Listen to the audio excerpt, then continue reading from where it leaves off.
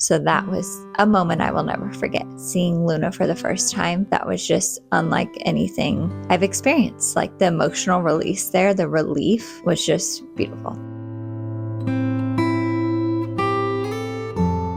Hello, my loves, and welcome back to my channel. I am so grateful that you're here. As always, I am sharing a practice that I find so freaking cathartic, and I encourage you to do it as well, because I think sometimes we can focus on the negative of the past, and this really helps you look back on your year and just remember all the things you did, all the things you learned, all the challenges you faced and overcame and survived, and just helps you be freaking proud of yourself. Be freaking proud of yourself for making it through this year. I know a lot of people have had hard years, myself included, ups and downs, a lot of challenges. So I encourage you to do this practice with me, going through month by month, remembering like your favorite memories of that month, as well as the challenges, and just like reflecting, because that's what this time of year is all about. The winter solstice, winter in general, the new year. We reflect, see what we've learned so we can set new intentions and have an even more aligning, fulfilling, and present year. That is what I'm all about over here. So I did a different format last year where I was kind of all over the place and listing like my challenges, my intention, blah, blah, blah. I'm going back to my original format where I'm literally just going to go through month by month and share some of my favorite memories, share some of my big lessons, share how my intentions went and all that. So come along with me. Again, I encourage you to do the same. Even if you're not making a video like me, you can write this down, you can journal, you can tell a friend, you can tell your mom about it, whatever feels good to you. But just like reflecting on your year is literally so powerful and cathartic. And I just can't encourage you enough to do this. So let's start with January. So January, we were coming in hot. I had just found out that I was pregnant for the third time in less than a year. So since that July before, I had been pregnant 3 times. The first 2 times were losses, early losses, but losses nonetheless. And I was pregnant for the third time. So my hormones were all over the place. I still feel like they are 3 months postpartum, just womanhood here. But that was a crazy time. I was terrified to be pregnant. I was so excited and also terrified. I feel like that is life for me recently. I feel 2 like opposite ends of the spectrum at the same time. So a big lesson in January was just like leaning into trust, leaning into the trust of my body. I kept saying, body, I trust you. Universe, I trust you. I kept tuning into the energy of being proud of myself for being pregnant again, for going through that again after 2 losses, because obviously that was very emotionally and mentally and physically demanding on my soul and my body. And another thing that really helped me was I tuned into the energy of my grandparents. All 4 of my grandparents are in the non-physical. They have passed away. And I swear I could feel their presence all the time. I can feel it right now. It's just like this tingly feeling. I can't even describe it to you guys. I can just feel their presence. So thank you for being here with me right now. Again, grandma and grandpas. I had the best grandma and grandpas. Seriously, the best. But especially when I went to my first doctor's appointment, which was right after we got back from Florida. We went and visited my dad in Florida for a week, and that was so nice, even though it was unusually cold in Florida, almost as cold there as it was here. Okay, maybe not that cold, but it was cold for Florida. And we came back and I finally had my first doctor's appointment, and I was so nervous to go in and get an ultrasound. I was just nervous what they were going to find. Is there a heartbeat? What's going on? Because obviously I'd had 2 pretty bad experiences thus far. So I went into my doctor's appointment. I could feel my grandparents with me. I was crying, and they put the ultrasound thing, actually they put it up your hoo-ha the first time, in case you didn't know that. And I could see my little Luna. I didn't know she was a Luna at the time. I didn't know her gender, but I could see the little blob and a little blip flickering, her heart. And as soon as I saw the flickering, I knew what that meant, and just so emotional. The ultrasound tech was probably what is wrong with this girl? Actually, she was like, are you okay? I told her what I had experienced, and she's like, oh my goodness, sweetie, of course you're emotional. So that was a moment I will never forget. Seeing Luna for the first time, that was just unlike anything I've experienced. The emotional release there, the relief was just beautiful. So January, like I said, coming in hot. Also at this time, I started to not feel the best. With Arlo, I felt great. I was like, I can be pregnant 10 more times. I could be a surrogate. This is so amazing. Second pregnancy really humbled me. I don't know if it was because I was older, different gender, who knows? My hormones were different. I did not feel my best. I pretty much felt hungover every single day. If you know, you know. So that wasn't awesome. But you know what? I was so grateful to be having a healthy pregnancy. I didn't really care. Again, feeling two things at the same time, feeling miserable and also so grateful at the same time. So going into February, I wasn't feeling my best, but we had a lot of travels coming up. I went to Chicago to see Justin Timberlake with my cousin and my sister. And that was just amazing because we were still are die-hard NSYNC fans. And what a way to round out those few months. The previous November, I saw JC in New York. If you remember the story, I will link the video. And then I went and saw Justin Timberlake in concert. And that was so fun for the three of us. Like our inner children were just thriving in that. We also went to Omaha, Nebraska for the first time. Random, but I enjoy going to new places. It was very cold. It was for a wedding. We took Arlo and my mom with us and we had a really good time there. We went to the Children's Museum, which was great. We went to a cute coffee shop. We went shopping, had some sushi. It was great. I wasn't feeling my best again because I was like in that first trimester ickiness that went well into second trimester too. But I was doing my best. I was doing my best and I was still proud of myself and I was still leaning into that trust. In March, I got to go to another new place. I came in hot with the travel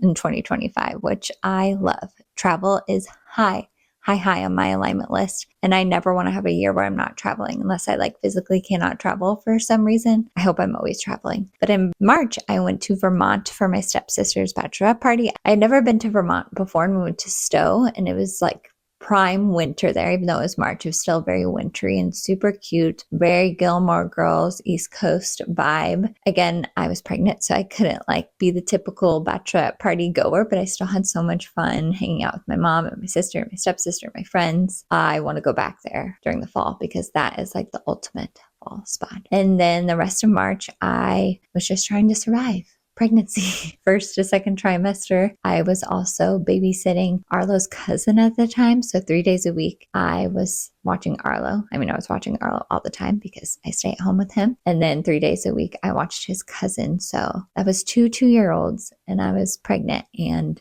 again, I'm just proud of myself for getting through that. That was survival mode, but we did it. We got through it. And then in April, we actually went on a camping trip, which again, I'm so like shocked that I did all of this while I was pregnant. Looking back now, I'm like, dang, Lindsay, you traveled a lot being pregnant. It was just to Piedmont, Missouri, so just a few hours away. And you may not even know what that town is. I didn't even know it existed either until I saw on the news that it was the alien capital of Missouri or the UFO capital of Missouri. Didn't know we had a UFO capital, but as soon as I saw that, I was like, we gotta go. They were having an alien festival or UFO festival. I forget what it was called, but say less. Anything about aliens or space, I'm in. It does not take me a lot to buy into something that has to do with aliens or space. So we went there, went to the festival, camped by the lake there. I can't remember the name of the lake. I will put it up on the screen, but supposedly there are a ton of UFO sightings there. And I'm not gonna lie, I was a little nervous that we were going to see something. That would have been exciting and terrifying at the same time. I am, I guess, happy to report that there were no UFO sightings, at least from myself. Arlo did lose a tooth, which we were joking the aliens took it. He just tripped and fell and his tooth fell out. But besides that, we didn't see anything too crazy and it was so fun to camp again. Camping was such a big part of our life in Arizona when we lived there for 6 years. And I want to keep doing that with Arlo and Luna. Arlo loved camping. And we actually got to do that the next month too when we went on an RV trip to Branson, Missouri. So we borrowed our friend's pull behind trailer and tried out RV life again because, I just like needed to try it one more time. If you know our story from a few years ago where we tried to do RV life full time with Arlo and it was a disaster. It was a disaster. I will link the video, but we learned so much from that. And honestly, doing the RV trip again, I like really closed the book on that dream for now. I know we will do something like that in the future, especially when it's just Steven and I, like way in the future, like retired times, our kids are grown. But even as they get older, we probably will do some type of RV life because we love to go and see national parks. We love to be outside. We love to travel. We love road trips, all of that. But at this stage, it's just a little too stressful. So honestly, that trip was so fun because I love Branson. I went there all the time growing up. So it was nostalgic for me. And it also just helped. I don't even know how to describe it. Like, just really put to bed that dream of like, did we really try RV life to the fullest? Yes, we tried, and it's not the time. So that was reassuring. Also during April and May, I feel like I was really leaning into motherhood even more. Not that I hadn't been, but like, honestly, motherhood has been such a journey for me and such a great teacher. Like, my kids are my greatest teachers, and I'm constantly learning new things about myself from them. They're just mirrors reflecting back to me. And I feel like I had a lot of really challenging times in those months. I mean, especially just being pregnant, right? Like, you are exhausted and so hormonal. I mean, I feel like that now postpartum too, but this year has been a journey for motherhood.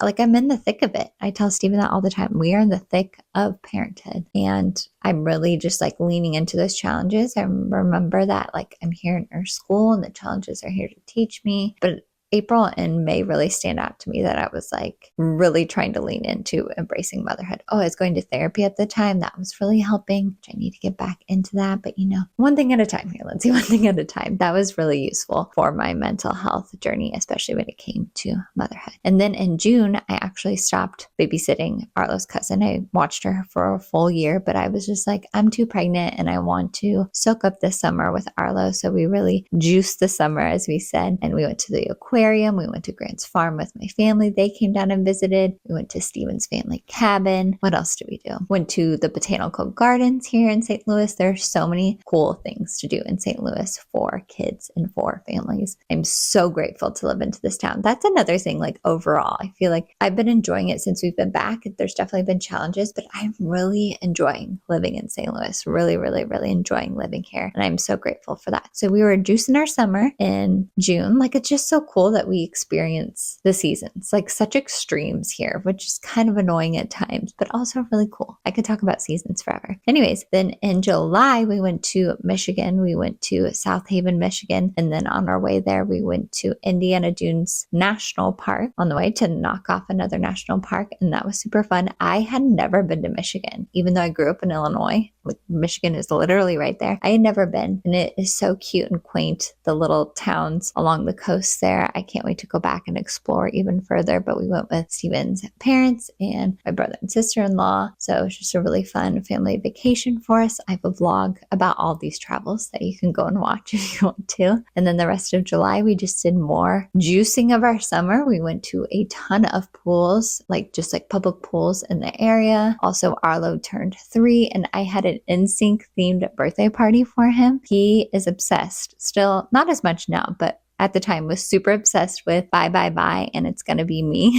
2 NSYNC songs. Like, I can't say I didn't influence him because obviously I had a major influence on him, but I just played those songs and he became obsessed. So it just fit perfectly for the theme of Bye Bye Bye 2 and I'm Gonna Be 3. The theme just like wrote itself basically. So that was so fun having that party and celebrating Arlo. All right, Luna has impeccable timing because we're about to talk about August and September, where I was starting to drive myself crazy waiting for this little girl to show up because her brother showed up 2 weeks early. So I was just convinced that she was going to be early. So most of the month of August, I was driving myself crazy. Like, am I in labor? Am I not? Arlo started preschool, which was very emotional for me, more emotional than I thought it would be, but he adjusted so well, like just walked right into the school, has been loving school ever since. So it was a lot of changes around that time of him starting school, waiting for baby sister to show up. Luna was very content inside my body. She didn't really want to come out. Her due date was September 2nd, and she didn't come out till September 13th, almost 2 weeks late. I won't go too much into her birth because I have a whole video, but that was one of the wildest experiences of my life, if not the most wild experience of my life. Definitely my favorite memory of this year. I am so incredibly in awe of my body, just like amazed at what my body can do, what the woman's body is capable of. It was just such a cool experience. It was exactly the birth that I was preparing for. I did a lot of prep beforehand, and I'm so grateful that I had my unmedicated, quote unquote, natural birth in a hospital. Shout out to my midwives. They were amazing. So then Luna arrived and we kind of hibernated the rest of September. October, we did all of the October-y things. And I was really reminding myself not to put October too much on a pedestal, not to pedestal that time too much, because I can definitely do that with October and my birthday, just because I love that time of year so much. But we went to pumpkin patches. I went to Witches Night Out, which I also have a video of that. That's one thing I love about having this channel, and I love this hobby, is because I have all of these things documented, so I could go back and watch them, or you can go and watch them if you want to. Witches Night Out was so fun to go to with Steven's mom and my mom. And then my stepsister got married, and that was very exciting. It was my birthday. In November, I feel like I was really deepening my gratitude, which is ironic and cliche because that is the month of gratitude, right, with Thanksgiving. But seriously, I just kept pinching myself. I can't believe this is my life. I had 2 children. How did this happen? I still feel like I'm 16 and I'm not. I'm 35 with 2 children, and I'm just so grateful for this life. This is kind of cheesy and silly too, but with Taylor Swift's album coming out, which I was not really that much of a Swiftie before, but I love her latest album. Steven's always been a Swiftie, and he didn't love this album as much as I did. But anyways, the song Wish List, I don't know, it's just something so cool about this woman who is so insanely famous and has accomplished so much. And she's talking about how she's wishing for the things that a lot of us have, and that we, maybe think that our lives are mundane compared to hers. No matter what you have, I bet there's so many people that want what you have. So I feel like that's another beautiful thing in this reflective process, is just reflecting on what you have now that you probably were really wishing for one day, whatever that may be. Or if you feel like you don't have what you're wishing for, I know that can be a really hard space to be in, but I'm sure there's many things that you did this year that still you should be so proud of yourself for doing. I cannot talk about how powerful this process is for me. By the way, do you guys like Luna's outfit? We have a Christmas party here in a few hours at our house, so I am fitting this video in last minute. So that was my November, and then here we are in December. December, I feel like I've really just been trying to remind myself that this is such a short season. Let's rearrange here. Of course, it's challenging being in the thick of motherhood, and this is a challenging season, but they're also little for such a short sliver. I just keep trying to remind myself of that, and I don't want to do it in a perfectionist way, but I just want to enjoy this season as much as I can and just embrace it all. Embrace the craziness, embrace the chaos, and just have so much fun with my sweet little fam and still do the things that I'm excited about. I've been posting 1 TikTok a day, and that sounds so silly, but that has been great for me because I feel like I can still talk about the things I love talking about, like I did on my podcast. The podcast, I feel like it's just got to take a back seat for now. I'm not saying it's going away forever, but it's just not feasible in this season. But posting 1 TikTok a day is feasible, and posting videos like this are feasible. I just have to be a little bit flexible. Luna's going to show up in a few, and it just feels good to be getting back in the swing of things. November and December has been me getting back into the swing of things and kind of finding myself again. I mean, that's always going to be an evolutionary process as I continue through motherhood and as my children grow and as I grow. But yeah, I'm just very grateful to be here right now in this space. And I'm excited, very excited to see what 2026 holds. Share in the comments, what were your favorite parts of 2025? What were your biggest lessons? Share anything you want in the comments. I love hearing from all of you. I want to hear from all of you. So please leave a comment. Subscribe if you are new here. I love doing this. And I do have some goals in terms of this channel for 2026. I have to keep reminding myself what year it is. That seems crazy to say 2026. So subscribe if you're new here. I share a hodgepodge of things, videos like this. Usually they're aligned with the season. I love talking about the seasons. Travel vlogs. We have some more travel coming up. I just love sharing it all in here. My new tagline is living a simple life and sharing deep thoughts, because that is me. I have a very simple life and I love thinking deeply about things and sharing that with all of you. So thank you for being here. Thank you for sharing your time with me. And again, I just encourage you to go through your 2025 month by month. Sending you all so much love, all the highest vibes. And of course, I will see you in the next video. Luna says bye. Bye guys. See you in the next video.